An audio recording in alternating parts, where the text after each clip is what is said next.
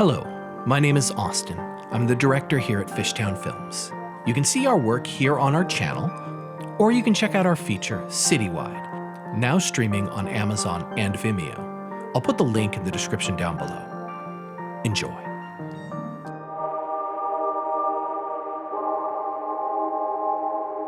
Welcome to Stumble Upon. I'm Austin. And I'm Emily. Today we are discussing Dance Girl Dance, directed by Dorothy Arzner. As always, there'll be plenty of swearing and spoilers. But if that doesn't scare you, hitchhiking back to Manhattan should, because everyone is a dumb whore. Everyone. This episode brought to you by Citywide, now streaming on Amazon. Rent or purchase tonight. Host a movie night. Invite all your friends over, and know that every dollar spent on supporting indie filmmakers like us helps us make the next Sapphic Indie. We were just discussing that it might be fun to do this podcast live, and we'd like to hear from you guys on YouTube, in the comment section, or on Instagram. You can DM us and let us know if you think it'd be really fun to get together and maybe over a pint have a live recording of this podcast. Yeah, I think that would be interesting, like to feel what an audience thinks about the things that we're talking about. Also, any sort of questions or comments. Yeah, have a collaborative conversation. Yeah, because art is that in reality. It's the conversation that the piece of art is having with you, that you have with yourself, and then you also have with the people that you see it with or that you know who have seen it. So reach out and let us know if that's something that interests you, and we'll see what we can put together. Now on to Dance Girl Dance, directed by Dorothy Arzner. This is an exquisitely crafted film. It is wonderful. I love the conversations we're having about women. But I will admit that it's not one of my favorite films. Is there a specific reason for that? Is it just kind of like a vibe, like it doesn't work for you in all the ways that you'd like it for? Or I guess I don't have a specific reason. I think the performances are awesome. I love the conversations we're having about female friendship. I love getting to have a peek into what it was like to be an artist, as an actual artist in the 1930s, 40s. Because let's face it, as an artist now, a real artist is one who's, let's be real, doesn't make any money. Yeah. If you're famous, a superstar, if you're raking in the dough. If you have a team. Oh, yeah. If you have anyone working for you beyond just like one person, I would safely say that you're not living the artistic experience of right now. And it's not to say that that's like that we should over glamorize like people who are the poor artists. I mean, I'm sure that Van Gogh would have fucking loved to have some money and not just be living in sadness with his mental illness. God, that frustrates me so much. The idea that his paintings are worth so much money and he was so impoverished and felt like such a failure. But it's still like there's this weird kind of element of when you're an artist and you're making enough to survive versus when you have reached a point where you have tons of people who are working for you. And while, you know, that's good for like the economy and for people having jobs and all of that, it also becomes this kind of weird state of like, are you doing it for the ideas that you have anymore, or are you doing it for all the bills that you need to pay? Well, that's a good question, especially because we think about art in general as being not commercially viable, is what a lot of people interpret it. You're a sellout if you make money doing it. And that is not what I am saying at all with this. If you have an incredibly successful artistic career, rock on, congratulations, well done you. But what I'm interested in the conversation about is the artist that struggles every day, because in general, the 99% of artists in America have no source of income, have no support system, our country does not support artists by having funds like in Ireland, where you can get where certain films are supported by the government. Canada has that. National grants. Yes, exactly. We don't have support like that. We don't have universal health care. We don't have a universal base income. There's no real structure here to support someone who is just trying to create something to make you feel a certain way. And so with that in mind, this film is very interesting in its exploration of two dancers who are not big, who do not have a big team behind them, who are working extremely extraordinarily hard to live in their shitty tiny apartments in New York and travel. And I love it. I think that's really cool. Well, if I could jump in for a quick second, like one of the things that you're touching on there is something that I think is kind of alluded to in some ways in the film, because you have the character that Ralph Bellamy plays, Steve Adams, who runs a really successful dance company, has a ton of people who are working for him, and obviously has money behind him because of the place that he is working.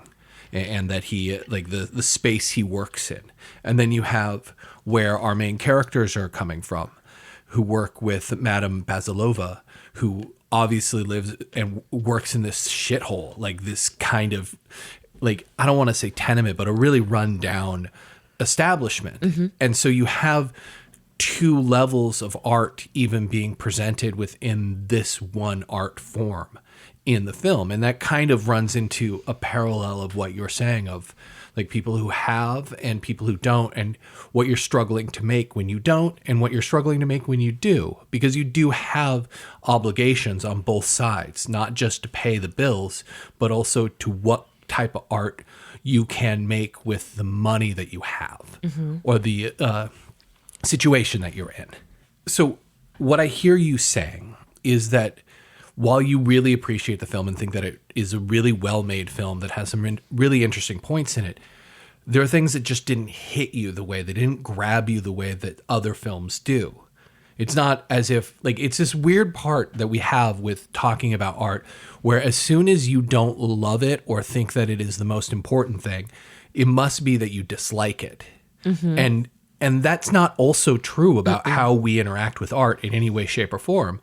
There are things that just don't hit us or work with us at the point that we're in. Like for me, I think the film is a really incredible piece of art, and it works really well for me on multiple layers. And like, I'm sure we're going to jump into some of them as we continue this conversation. But what it sounds like to me is that those things didn't have the same impact. Even though you can appreciate them, they didn't have the same impact. Yeah, probably. That sounds about right. I mean, here's what I'll say. I do agree with you that art is complicated, and we have a complicated relationship with art. We have a complicated relationship with film. We have a complicated relationship with paintings. I mean, we can walk into an art museum and go, oh, those paintings are pretty. Meh. Or we can walk into and be like, I don't understand why this isn't an art museum. This is dumb. You know, but that's boring. Neither of those conversations are interesting. So the challenge with this film for me is that I really appreciate it, but I'm never going to pick it up on a rainy Tuesday and go, ooh, I really want to watch this movie.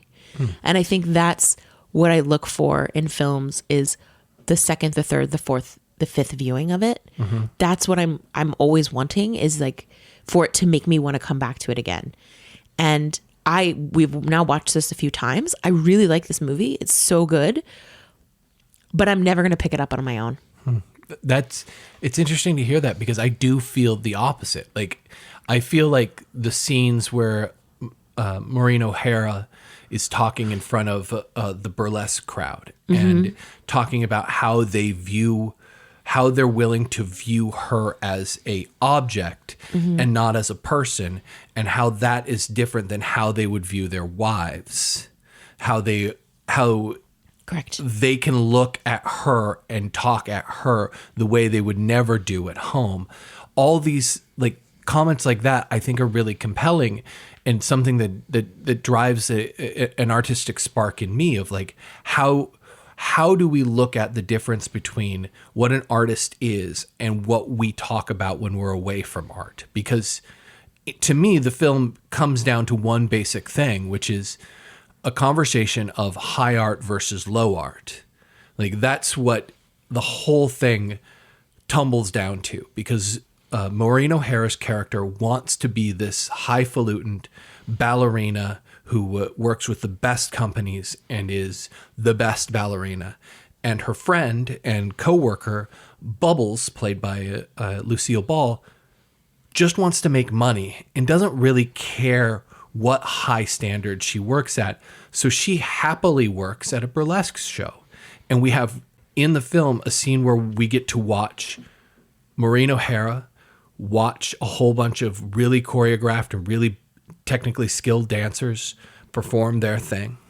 And then we also get a scene where Lucille Ball performs her show to an audience. We get two different views of audiences in that, which I think is a really fascinating conversation, to be like how the film views the audience that it's also engaging with.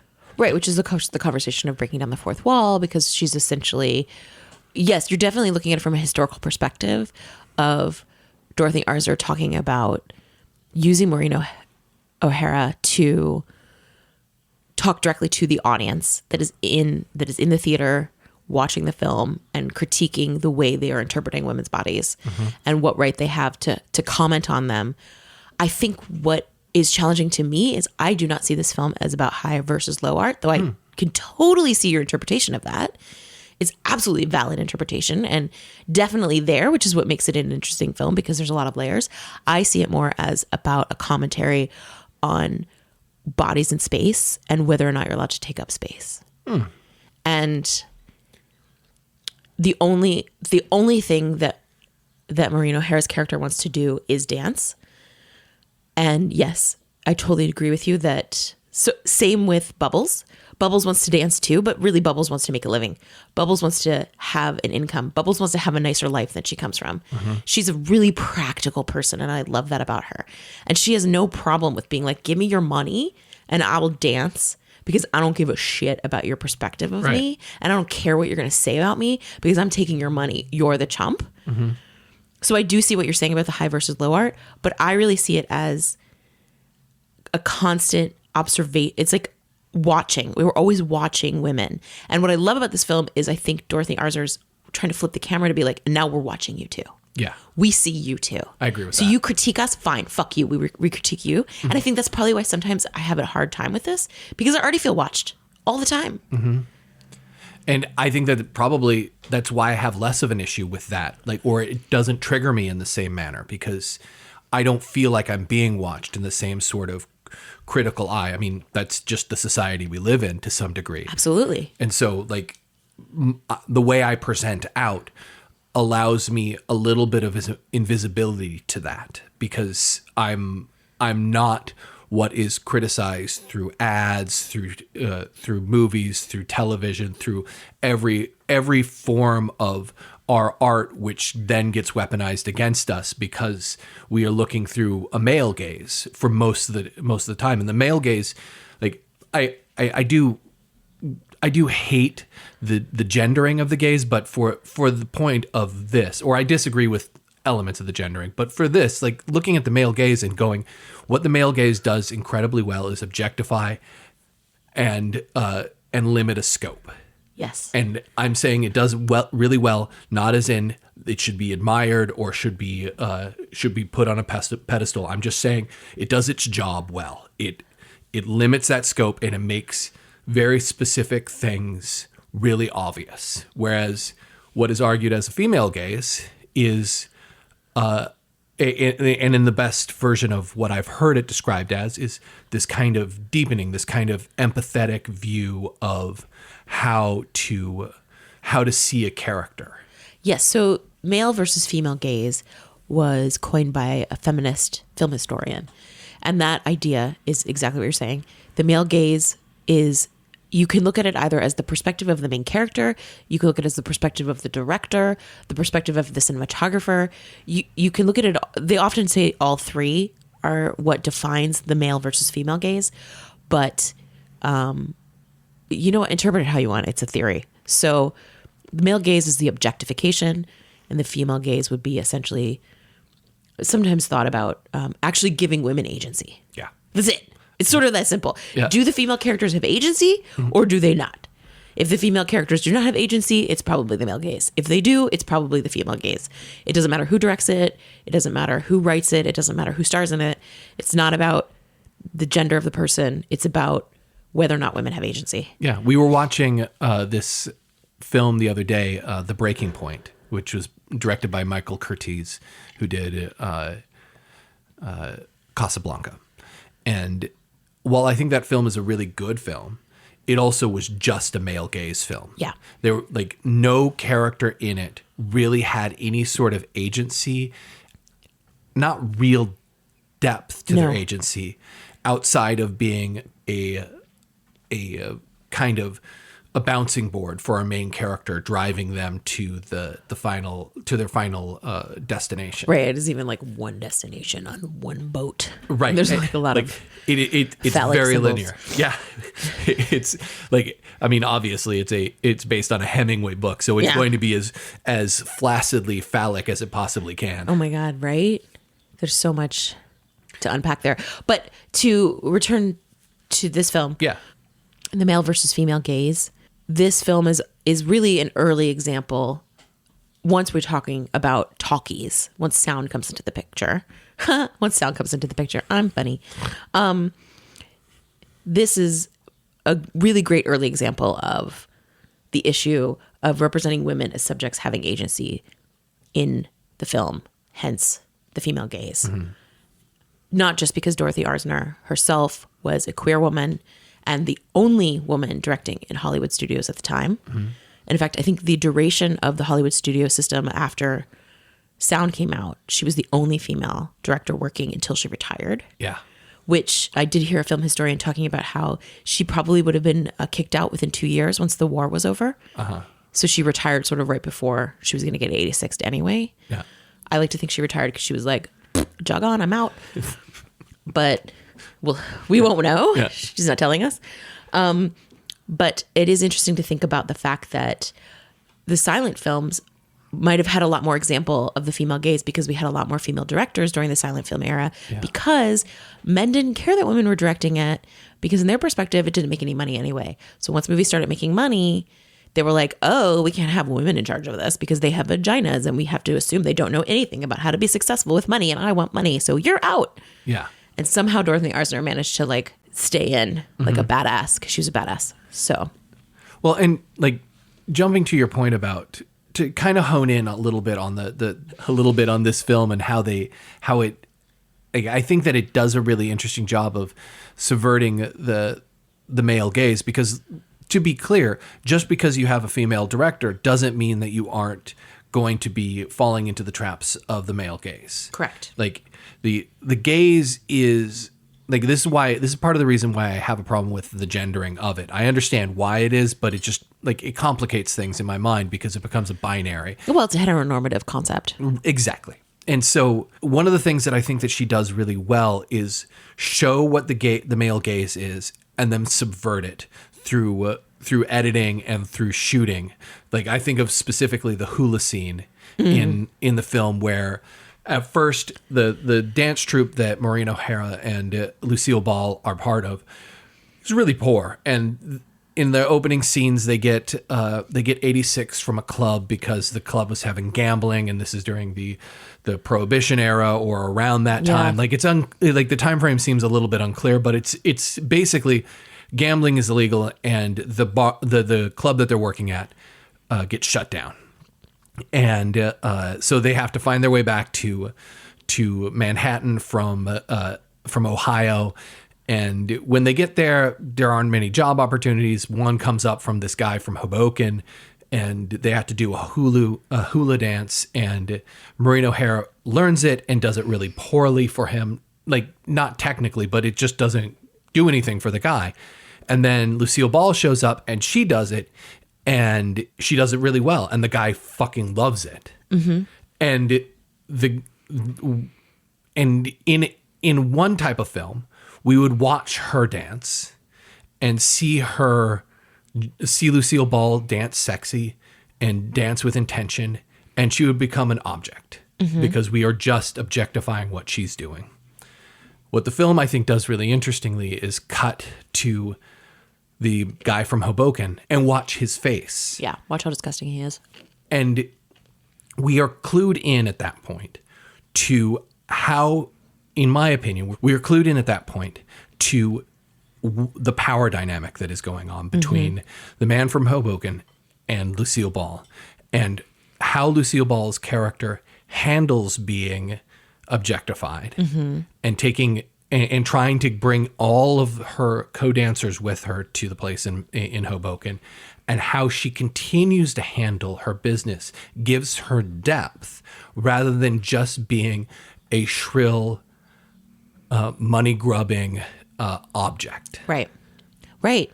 Because a lesser film, I think, would make her the antagonist. Well, okay, so that's part of the female gaze concept, right? Or at least what Dorothy Arzner does really well, which is she's like, okay, let's quit with this idea that women have to be pitted against each other and that there's always an evil woman and a good woman. And she's like, fuck that idea, I'm going to blow that up. And that's what she does really interestingly in this film, because neither women are evil. Neither women are all good. They're just people. And there's nothing wrong with what Bubbles does. She's not a bad person. No. She's just like, screw you. Why does the rich guy, why would it be bad for her to marry the super rich guy at the end? In a lesser film, as you said, she would absolutely be this money-grubbing slut who gets to sleep with this rich guy and then marry him while he's drunk. What a horrible person she is. He's like a billionaire and he didn't earn any of it. He's like 25. Yep. And his shitty marriage falls apart because he's a shitty person and she's a shitty person. And they're just rich assholes who like have everything and don't know how to deal with it. And this awesome badass who's working her way up slowly and trying so hard to create something and bring people with her would be the villain. So what's so great about this is she's like, nah, that's fine. We can have a divorce. It's going to cost you $50,000. Hell yeah, girl, get your money.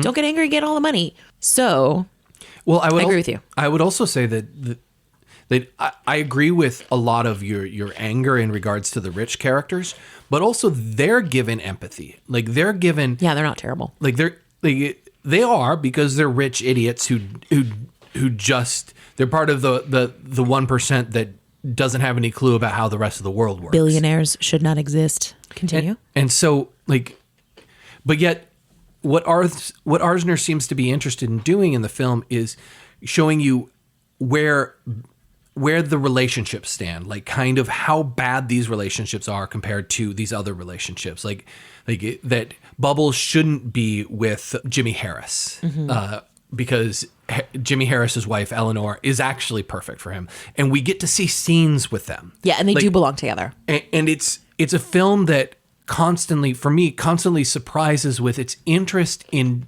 deepening everybody. Everybody who has a really important speaking role or a valid speaking role has a little bit more depth. Like they're drawn out a little bit more so that we don't have to like them. Like, which is shown by your righteous indignation about their status of being. But we don't have to like them, but we get to learn about them and we can have more empathy, which I think, again, the film is an empathy machine. Like we are designed in some ways to problem solve. And if the film gives us solutions to how we should maybe view these people, we will problem solve the rest of it out and be like, oh, well, I might not like them, but they're also unhappy and they might just need another chance. Yeah. Well, I mean, the world is a better place if everybody's happy, right? Except for billionaires who don't need any more money. Yeah. But yeah, absolutely. She writes, or rather she films. I do think, let me rephrase. I understand that she took this film script and tweaked it a bunch.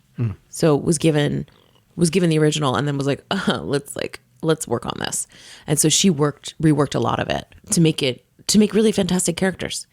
Really everyone is well fleshed out. Even the character Madame Basilov is really well written. And she has such a small part. But I love the fact that she's clearly she seems to me as if she's representative of both Dorothy Arzner and her wife. I know they weren't legally married, but let's assume they were married. Dorothy Arzner and her partner is kind of smashed together into this character of the dance troupe leader. And I love that in her very androgynous outfits and her kind of, she looks like Dorothy Arzner did at the time. Yeah. Although obviously she was a much younger woman.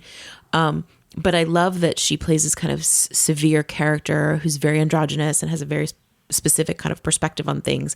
And then when she goes to meet the other dance troupe.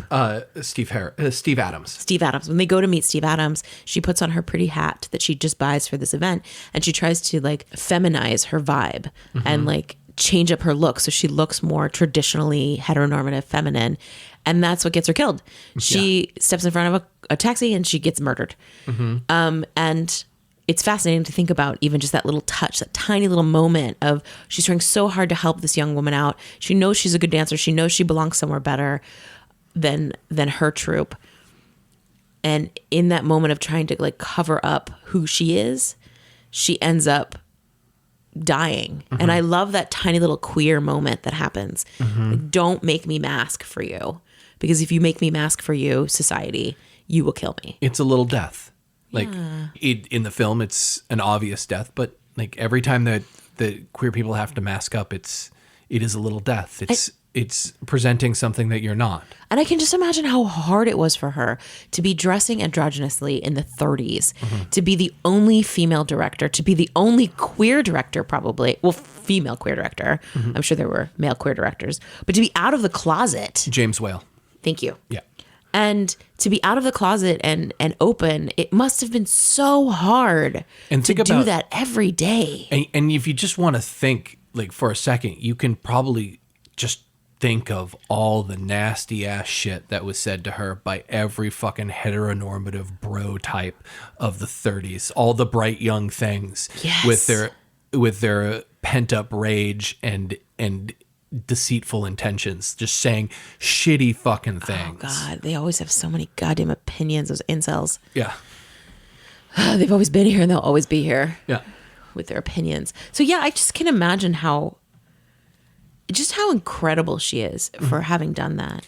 Well, and even with all of that, thinking about that and thinking about how generally positive this film has of a view of the human condition. That's another thing that I find really fascinating about it. It's pitched not necessarily as a comedy, but as an like almost as an empathy. Like it's again, there are no villains in the film. No. We get an understanding of why everybody wants what they want and how it runs counter to some other character's desires, but nobody's a villain. Like I think about the fucking like one of my favorite characters is Steve Adams's secretary. Yeah, she's rad. Miss Olmsted, who he relies on, and he outwardly expresses his admiration, his value. admiration. Yeah, all of those things. Like sees her as a partner. Yeah, like and what I also find interesting is hopefully he pays her well. Hopefully he pays her well. Well, he takes her to the theater to see the burlesque show that Maureen O'Hara's character is part of. He never devalues her. Like he compliments her for her work, and as you said, I hope he pays her well. But like with those kind of thoughts, and with how the film presents, you get the sense that he values her in a way that like is contrary to one of our favorite films, The Apartment, where the boss there obviously doesn't value his secretary. He views her as just an automaton, someone who's there to take notes and to fuck him when he doesn't want to be with his wife anymore. Like, and that's the 1960s, right? And so, like thinking about a film that's 20 years its junior, having a character that is completely sees and values his coworker and is not threatened. Well, and she's presenting an ideal situation, right? Yeah, on some level, not ideal, but she's showing that there is room for this to exist. Yeah. That this world does not have to be a competition, that it is not a pie, that we can all work together, we can all make art together, we can all collaborate together without having to be in competition with each other. Yeah, and even people who have specific desires and who are pushing themselves forward, people like Bubbles, in that type of world, they will still value all the things that are around them. They will still value their friends. I cannot, like, it is such an interesting scene. Once Bubbles gets Judy, Maureen O'Hara's character, a job as being the stooge for her before her burlesque show.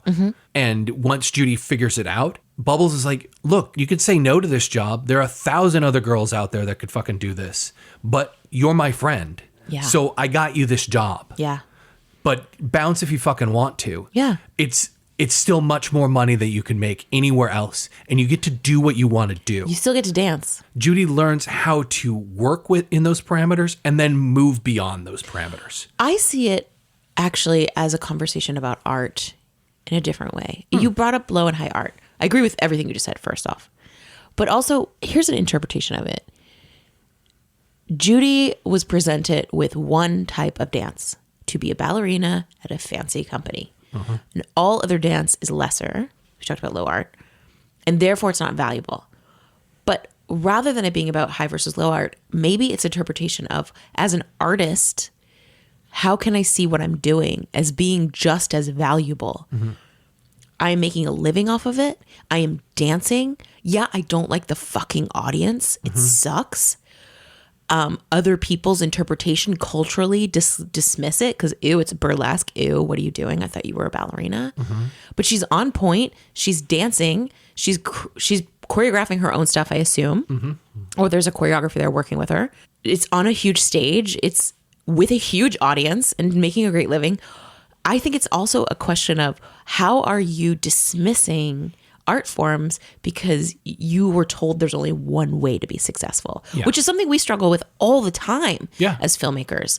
We have it from outside sources that tell us that we're not enough because either A, they haven't seen our film, or any of the work we've done, or it's not famous enough, or there's not famous enough people in it, even though there's plenty of people in Citywide that are on major network shows, or it's not a subject matter that they want to watch, or it wasn't produced by a major network, or you're not making $1 billion off of it, or you have to do other work in our field, which we do. We are paid to be filmmakers, and this is what our business is. And yet we are critiqued all the time, all the time. It's not enough for society. Yeah. And no matter where you cut it, the only way we would be enough is if we were as big as Scorsese. And poor Scorsese, he still can't get any money to make his movies either. Yeah. Like, no one has it easy. You were telling me that Francis Ford Coppola funded his own movie. Yeah, his latest film. So it's not to say that he doesn't have a lot of money. He's got access to resources for himself, obviously. But like, there's no way to do it right. Yeah. But everybody thinks there's one way. Yeah. And I think that's what her conversation is. Yeah. And like I'm thinking about like films that we've talked about in the past on the podcast, like the work of Meiki Okaji or Jess Franco or people like Jean Rollin who struggled to make his art, who has always been these filmmakers and actors and performers and all these people who are consistently kind of looked down upon because the fact is that there's this hierarchy of what art is versus what entertainment is, rather than saying art is the process of making it and making you think. There's consumerism and then there's art in my way. Yes. Like, are you a consumer of the thing that you're doing or that you're watching? Or are you having an artistic conversation with the entity that is being presented? Like, I think that there are like, you can get into minutiae and get details, get lost in details all over the place. But agreeing with you, I think the film itself is having that conversation, and I also think that the film itself is having that conversation about the audiences that watch it. Absolutely, because the only audience that we really ever see is the burlesque audience. We never see an audience watching a really highbrow dance. No, that's in fact done in the studio. Yes. Behind closed doors where only Judy gets to watch it. And she then feels terrible as if she is totally out of place. Yeah, which is such a great representation of now. Right. I mean, how many times are we watching social media, people on social media, influencers, et cetera, and we're like, well, I'm a failure because that person is doing X, Y, and Z. And they have that many millions of views for this fucking thing. Exactly. They have 500,000 followers and 70,000 views on this thing they posted 3 days ago. And I got 76. Yeah. And so how much are we comparing ourselves? So that's still a relevant conversation to be had. One of the most interesting questions in this film to me that comes up in conversation about it is, what makes you successful as an artist? Is Bubbles successful because she's able to make money?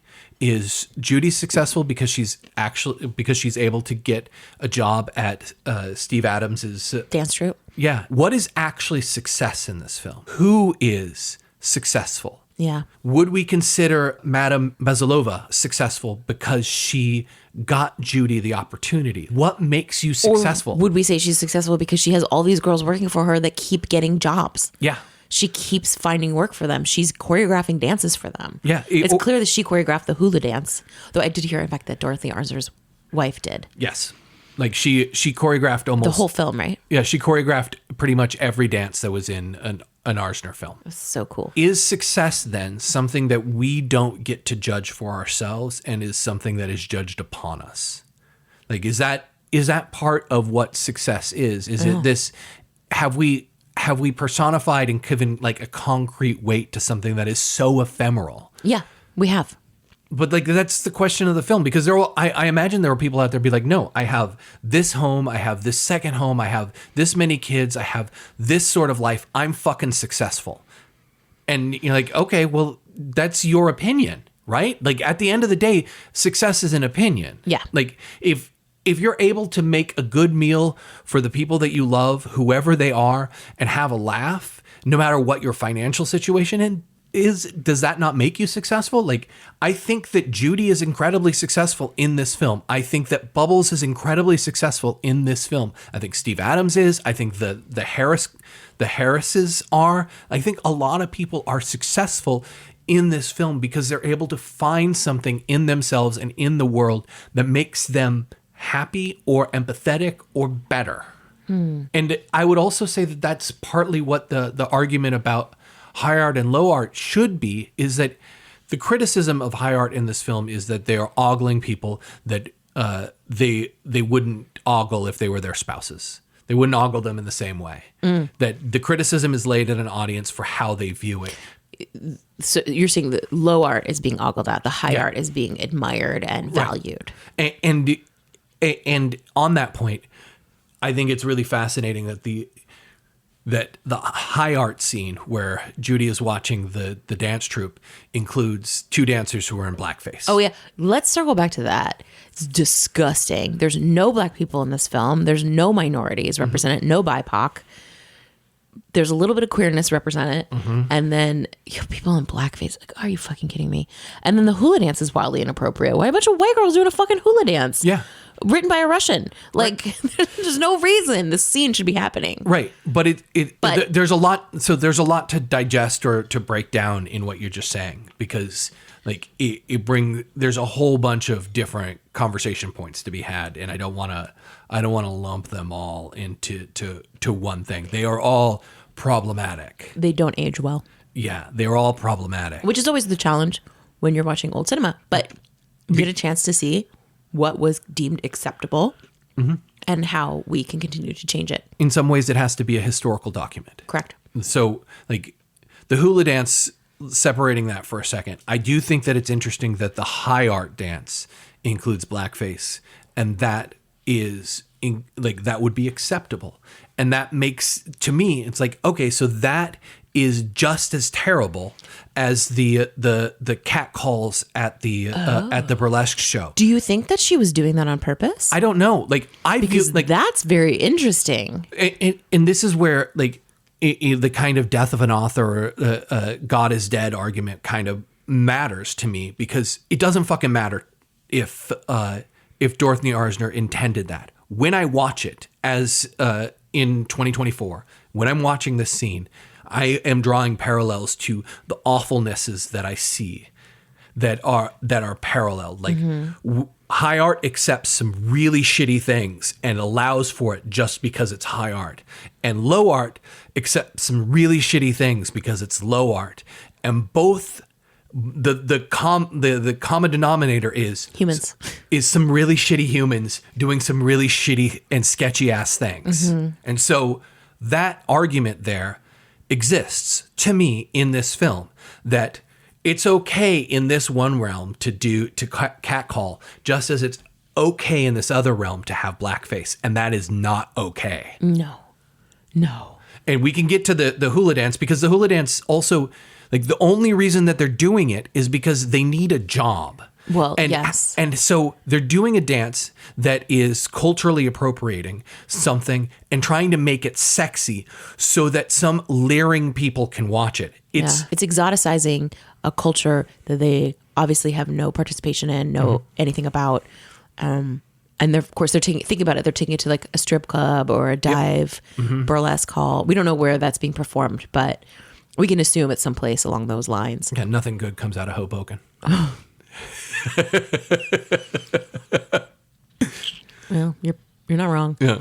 So, but like, it's interesting also that we can make this argument that the art that is displayed in this film in certain elements, in certain times, shows how art can be corrupted by ill-intended people to vilify or to make a monster out of the artists, out of the cultures, out of the ideas that go behind the original artistic expression. Not blackface, but the hula.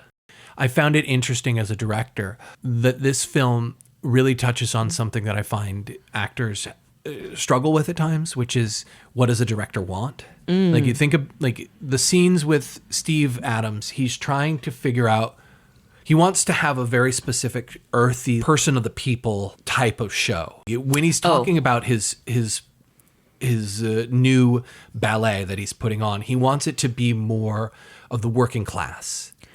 And he keeps talking about this. And Maureen O'Hara's character is exactly that. Mm-hmm. And she watches the performance and decides for herself that she's not right for it. Mm-hmm. And something that I think is interesting that is happening in the film is that Dorothy Arzner is clearly saying to me, or I'm clearly getting this from the film, that you don't know what the creators of art or the creators of the show want. Be yourself. And if you're right, then you're right. Yeah, well, we've certainly had that situation enough times with actors. Yeah. Where we audition and they walk away going, that was terrible. That was the worst audition I've ever had. I feel awful, or whatever they say. And you're like, that actually, I'm going to cast you. Mm-hmm. You were perfect for the part. You don't know what your performance looks like in the eyes of the director. Right. And stop doing the work for us. Yeah. And the film lays that out because Steve Adams, Ralph Bellamy, who's an actor I fucking love, he's fantastic. He's such a fucking doof. He is kind of doofy. Like everything he's in, like fucking His Girl Friday. I love him in His Girl Friday. Such a doof. Oh, we got to go back home to my mother's in Albany. Such a doof. Going to upstate New York or Connecticut. Such a doof. I love him. Anyway, like he goes to the burlesque show twice, both with his secretary and with his choreographer. Mm-hmm. And they go to see her because he wants to prove to the people that he's with that he's not just seeing things. Well, he first goes to the burlesque show just to go. He's going in search of his dancer, mm-hmm. and sees her who he had met previously, mm-hmm. and is like, "What, you? Let's do this." So I think that's interesting. Yeah. Yeah. But like he's actively looking to find the thing. And that's a good representation of a director. Right. Like we're always looking. Yeah. Always looking, always searching, never sure. Mm-hmm. Like you kind of want to find both the person who is the person, but also the person who could embody the person, embody the idea behind the thing that you want to do. Mm-hmm. And it's hard to separate as a performer. It's hard to separate what a person wants and yourself. Mm-hmm. And really, like, just don't. Mm-hmm. Just go, I'm the fucking person. And that's what Maureen O'Hara's character kind of learns in the end. Like, through her arc of the film, at the top of the film, she's kind of mousy. By the end, she's punched her best friend, is on trial for assault, and admits to it in a fucking badass fucking speech on the stand, and just is so fucking cool during that scene, and owns who she is. Mm-hmm. And once she owns who she is, she gets the opportunity she wants. It's sort of like growing up. Yeah. You know, she grows up over the course of this film. Yeah. She has experience and learns from it and becomes a total badass, which is what Bubbles was always trying to do with her. And Bubbles also comes full formed in that place. She knows who she is. She knows what she wants. And she's just pushing forward with that the whole time. Yeah. Basically, Judy has to get to Bubbles' level. Absolutely. To be able to be successful. Yeah. Bubbles is an amazing character, and Judy's so lucky to have her. And as we've talked about before, like, or touched on a little bit in this podcast already, like the thing is, there are really complex female friendships in this because, again, like Bubbles would be considered a villain in a lot of films. Yeah, which is a flawed reading of her. Yeah, she's like, she and Judy are just heroes on a different path. But she'd also be considered, this is interesting to think about, she'd also be considered a villain in a lot of other films and lesser films, because we don't want women to be like this. Women, and again, when we're talking about this, we're talking about white heteronormative women. Yes. Because let's face it, that's what most cinema is about. And what this film is explicitly about. Correct. She would be a villain because how dare she know what she wants, be a sexual creature, be willing to work these not socially appropriate jobs, be wildly successful at it. Look at Taylor Swift gets shit on all the time because she's super successful. Right. Like, there's no woman that is super successful at her career that isn't like, whatever, she's terrible, blah, blah, blah, blah. Here's all these reasons why she's bad. You know, meanwhile, other people are glamorizing Elon Musk like he's some fucking god when he's really a piece of shit. Yeah. So, yeah, I think it's interesting to think about the fact that she's very actively making sure that Bubbles is a fully formed human who is a badass who you can identify with and support. Yeah. Because society doesn't want to. Yeah. And it's a testament to Lucille Ball and her performance. So because, good. Like, I think She's so good in this. like, I didn't know, like, I only knew Lucille Ball through clips of I Love Lucy, which totally neutered her sexual appeal. Yeah. Like in everything that I've seen in it, which granted is not a ton, but watching this, like, she's a fucking revelation. She's like, babelicious. like she's fucking hot. She's beautiful. Like, she is in command of every scene she's in. She's captivating. She's everything you want out of a star in that moment. You're just like, holy shit, who is this fucking person? She's an absolute scene stealer. Like, and why do we only think of her in this kind of mom period of her mid-late career? Yeah, it definitely makes me want to explore more parts. But again, she might not have had them. I don't know. Yeah. We have to go see them. Yeah. I have to find them. It inspires me to watch more of her. Absolutely. But it's an interesting experiment to see, does she get other opportunities to be like this? Or are the only other opportunities she gets is what we know her from I Love Lucy? And that's what Dorothy Arzner is really good at, is finding literally what she talks about in the film, the it factor. She can nail a great actor. I mean, look how, I wonder if she did. Just kidding. She does such a good job finding the stars. And she does. She finds Katharine Hepburn. She finds Clara Bow. She finds, obviously, Lucille Ball and Maureen O'Hara. She finds Frederick March. She's so many actors. Yeah, Sylvia Sidney. She found so many actors and made them give them their career. Yeah. Katharine Hepburn's first starring role was with her film. So, like, this woman could find stars like nobody's business. Yeah. And that's what this movie's about. Yeah. And yeah, it's, as one of her last films, it's an incredibly, like, poignant sort of point to say, this is what makes a star. Like, you go through shit, you figure out who you are, you become a good person, and then you get where you want to go. Well, you also stay focused. Yeah. Because one of the things I really like about this movie is when Judy wishes on a star, she wishes to be a dancer. Yes. She's just gone on this great date with a millionaire, and she's like, all I want is to be a dancer. She doesn't wish for love. She doesn't want to get married. None of that shit is what is interesting to her. Sure, I'll go on dates with you. Yeah, I like you. I don't know what's going to happen. This is fun, but I want to be a dancer. And I love that she does that. How fucking inspiring. Yeah, it really is. It's so good. A lesser film, a lesser thought would do everything that you just laid out as a negative. It would, like, it'd be fucking Little Mermaid wishing her voice away so that she could be with a man instead of fulfilling her own fucking goals in life. Instead of looking at what that fairy tale really is about, the folklore of that, be wary of giving away your voice, of walking away from everything you know for some guy you don't know, Yep. who then only likes you as long as you don't have a voice. Like, it's a warning. And so, okay, take that into account. Look at this film and ask yourself, how many films have you watched where she doesn't wish on a star to be a dancer? She wishes for love, where that's the sole focus of the film. And it is the female focus of the film, the heteronormative female. Look into that and ask yourself, how many times have we been fed this bullshit narrative as if the only thing we care about is this, love? This false myth that the only way to be happy in life is to be married to a man who limits your dreams. Right.